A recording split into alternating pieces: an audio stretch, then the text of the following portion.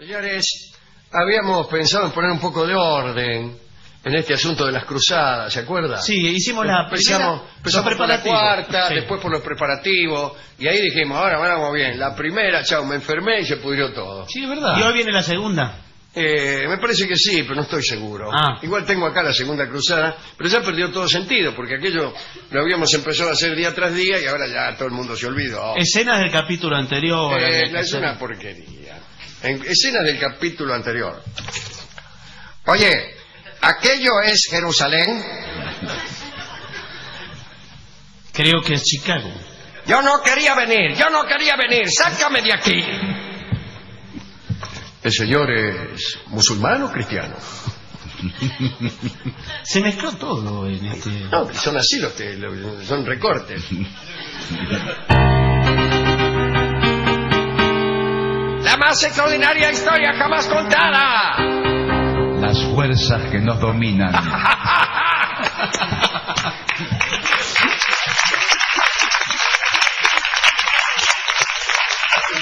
Bueno, hace algunos días, algún tiempo, algunos años, qué sé yo, contamos aquella primera expedición de cristianos europeos que, enfervorizados por diversos motivos, partieron rumbo a Jerusalén para liberarla de la dominación turca. Después del triunfaron, tomaron Jerusalén. Godofredo de Bouillon había sido nombrado rey de Jerusalén y algunos de sus compañeros se convirtieron en señores de distintas ciudades cercanas a la ciudad recién recuperada. Muy bien, todos aquellos señoríos debían rendir tributo de vasallaje al rey de Jerusalén y pronto las cosas empezaron a complicarse. También se ha dicho que una vez tomada Jerusalén muchos se volvieron. Bueno, ya está, tomamos Jerusalén y se volvieron. Quedaron pocos para defenderlo. Pero también hubo otras complicaciones, además de la mezcla de extranjeros de todos los países, de distintos idiomas, de costumbres, de trajes, pasaba de todo. Godofredo había creado una especie de código de leyes para gobernar aquellas regiones, llamado Assises de Jerusalén. Allí se declaraba el reino indivisible y hereditario, hasta en la línea de las hembras, decía, como que eso parece una cosa un poco gauchesca. A falta de herederos, el alto clero y los vasallos inmediatos de la corona también podían elegir al jefe de Estado.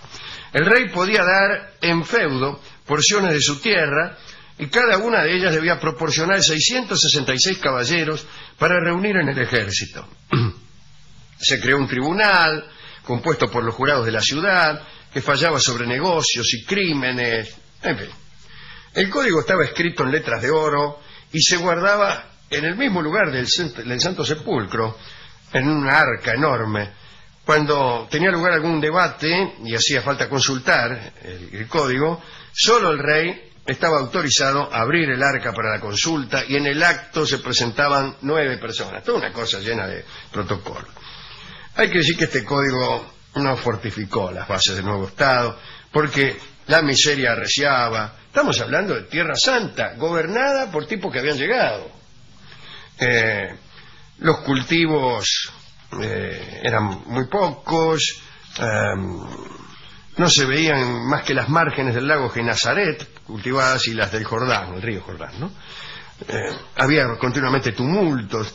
Un día, Godofredo de Bouillon, a quien todos respetaban por su fuerza, parece que tenía mucha polenta el tipo, una vez enfrentó a un tipo gigantesco y casi lo partió en dos con un tajo que iba desde la frente hasta la ingle. Mirá vos. Godofredo volvía de una expedición contra el sultán de Damasco, ¿no? Cuando el emir de Cesarea le ofreció frutas para que se refrescara. Dice, refresquese. Y él aceptó un limón. Y al rato Godofredo de Bouillon exhaló el último suspiro. Era el año 1100. Chao. Lo sucedió Balduino. El nuevo rey de Jerusalén era ambicioso. Llevaba vestiduras arrastrando, permitía que le hicieran reverencia, comía sobre lujosos platos y entraba en las ciudades precedido por un montón de jinetes que tocaban la trompeta. Bueno, los ataques de los turcos eran cada vez más frecuentes y algunos hombres importantes sufrían peligros terribles. El ejército de Bohemundo de Toulouse cayó en poder de los turcos y Bohemundo pudo escapar haciéndose el muerto. Es muy difícil hacerse el muerto al mismo tiempo que uno escapa. Sí. Pero parece que tendido en un ataúd, llevado por unos amigos, ¿no? Atravesó el territorio enemigo, las flotas griegas, y llegó a Roma. Y ahí se quedó contando sus hazañas en un boliche. Tancredo, otro de los jefes, defendía Antioquía con grandes esfuerzos. Y Balduino del Burgo, que era sobrino del rey, debió entregar su ejército, incluso su barba, a los sarracenos. A todo esto, el rey Balduino no tenía un centavo y exigía a los fieles limosnas para sostener todo su fasto. Los genoveses y los pisanos por ahí ponían algunas armas, pero no alcanzaban. Tancredo murió y los turcos envalentonados tomaron las armas y penetraron en Galilea con 30.000 hombres. Para los cristianos era un azote más. Ya la sequía y la langosta hacían estragos, los temblores de tierra hacían caer los edificios de Samosata y Antioquía. A todo esto el rey no ayudaba porque había engañado a su esposa, Balduino, Adelaida de Sicilia, con otra mina, y la reina se enteró, se volvió a Sicilia y no permitió que desde Italia o de Sicilia le mandaran socorros al reino de Tierra Santa. Toda una porquería. En ese momento, cuando pasaba todo esto que le estoy contando, Balduino quiso demostrar su valentía y a la cabeza de 4.000 soldados se adelantó contra Egipto. Y se voy a atacar a Egipto.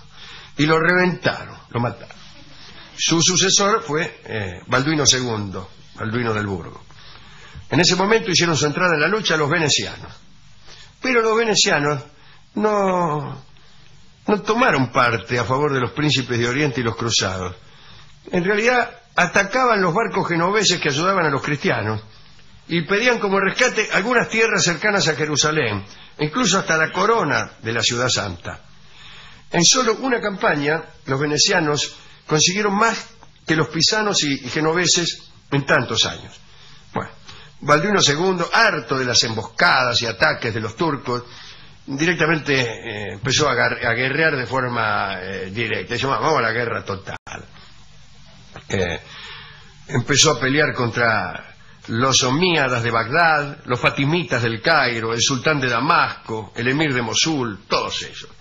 Poco tiempo después, Balduino II se cayó del caballo y se murió. Que es lo mejor que le podía pasar, porque como le estaba yendo... Bueno, tampoco la muerte, ¿no? Lo sucedió Balduino III, que era un chico de 13 años que no sabía nada de nada, y Omadeddin Zengi, que era sultán de Iconio, aprovechó la situación. Zengi atacó Jerusalén, la tomó por asalto en 1144, y después de saquear y degollar, hizo que desde lo alto de los minaretes fuese nuevamente proclamado el islamismo. Todo Occidente se indignó. Sin embargo, al año siguiente los soldados cristianos expulsaron a los sarracenos. Nureddin, el hijo de Zengi, juró no volver a entrar a la capital hasta no haber exterminado a todos los cristianos y conquistó la ciudad vecina de Edesa con ese propósito. Y bueno, conquista una ciudad acá cerca, qué sé yo. Y en ese momento se empezó a hablar de una segunda cruzada. ¿Para qué? Para salvar a Jerusalén de su futura caída, porque veían que Jerusalén estaba muy debilitada. Muy bien, hace unos días cuando hablamos ni siquiera de la primera cruzada, sino también de los preparativos, hablamos de Pedro el Ermitaño, que fue el precursor de la primera expedición. Y en esta hubo otro parecido a Pedro el Ermitaño. Era Bernardo, el abad de Charabal. Había nacido en 1091 cerca de Dijon, en Francia, y era un tipo que, qué sé yo, que decía discursos, andaba seguido de la gente, todo el mundo lo decía. En ese momento el rey de Francia era Luis VII, el joven. Parece que este muchacho, Luis VII, el rey de Francia, durante una guerra contra uno de los varones de la propia Francia, contra la Champagne, había hecho incendiar en Vitry una iglesia en la que se habían refugiado 1.300 personas. Se murieron todas. Entonces, Bernardo, esta especie de profeta, le dirigió al rey una carta indignada, diciéndole, ¿usted qué se piensa que hizo sonar a 1300? Lo mejor que podría hacer es ir a la Guerra Santa en expiación por su falta. Los súbditos del rey, de Luis VII, también se sintieron culpables y todos decidieron acompañar al rey en su expiación. Todos a las cruzadas. Quedaron desiertas las villas y las aldeas de Francia. Se formó un ejército de 200.000 hombres. Iban también bellas damas, brillantes trovadores, un escuadrón de amazonas, cosas así. Y esta segunda expedición apareció con mayor disciplina que la primera cruzada.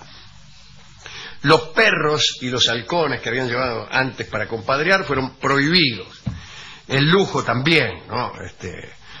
Conrado, qué lindo nombre, el emperador de Alemania, fue el primero que se puso en marcha con 70.000 soldados también, para colaborar con esto.